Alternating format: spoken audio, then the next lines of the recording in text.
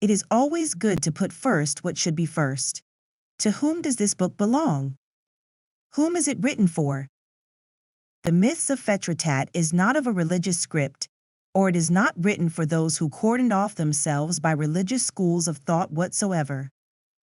The thoughts in this book set their grounds in a free thought world found beyond any religious schools. Hence, any human being who lives under a roof of any given religion may catch hold of them and live by these high-dimensional thoughts, while still staying in his own faith ground. On the other hand, the thoughts raised in the book are not of spiritual beings. The known sects of the four progenies of the spirits formed a sacrificial system in their worship. However, the supreme thought that this book is based on does not have a system that involves offering sacrifices of any sort. Whether this thought or any books created out of it set their ground upon the system of Tebeb or wisdom.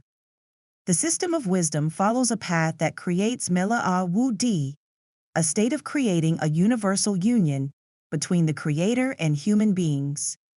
This process involves the concept of heirship or the right to the throne. Man possesses the character of the Creator by means of being a direct child, and the Creator possesses the character of man by being a father to him. This system traced its origin back to the first era, in the time of the man who inherits the ability to create a bond with the high truth descended to earth. However, it was rather in the second era that the system that bestows the right to be a child as we know it today was revealed in the lives of humankind. In the first era, this system of granting the right to be a child was practiced only by splitting off the physical body. This requires to be physically emerged out of the body of the man who brought the element of life to earth. In the second era, this system of granting the right to be a child, an heirship, was shifted to food and drinks. Hence this introduced the system of Tsiwa, a consecrated food and drink. It is a system by which mankind forms a communion with the truth that dwells within the great wisdom, his bearer, and attains the right to be a child or an heir. This practice of wisdom follows its own calendar system. The time measurement is divided up into days, weeks, awoods, and years. One day holds a time of darkness and a time of daylight together.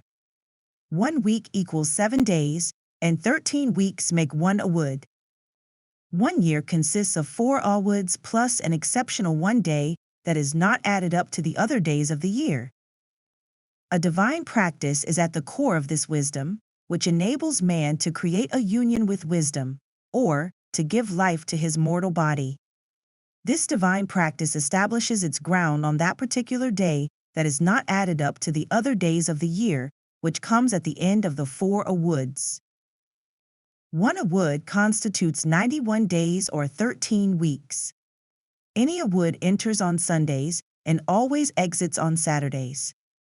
This is like a week that begins on Sunday and ends on Saturday. Hence, the last Saturday at the end of the last awood is when a great restful festivity takes place. There are 4 such holidays during the 4 awoods of the year. The year begins with the fire awood, continues with the water awood, moves on to the air/wind awood, and concludes with the earth awood. The system of these 4 great holidays of the awoods is headed by 12 mothers. These mothers have a communion comprised of men and women who are neither less than 3 nor larger than 72 people. When the number exceeds 72, the mother selects a woman head from the assembly and sets up a new subgroup that runs separately, but still under the parent communion. In fact, the awood holidays do not perform a tsiwa practice, sharing of a consecrated food and drink.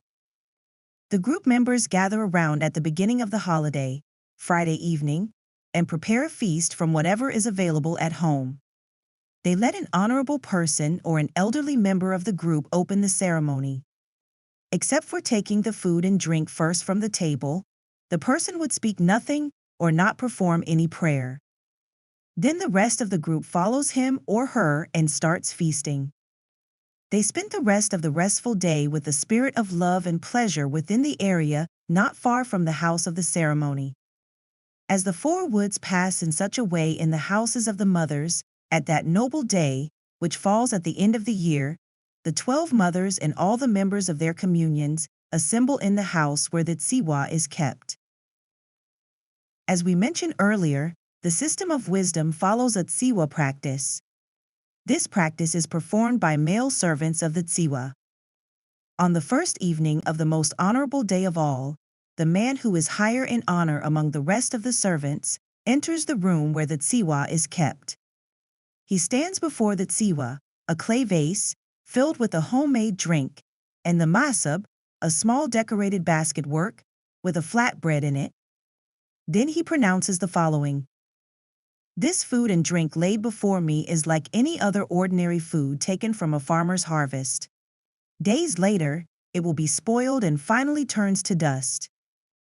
I, who is standing before this tsiwa today, as any human being made of flesh, walk around this earthly world, and tomorrow will die and turns to dust. This clay vase and basket work placed before me is like any other household items.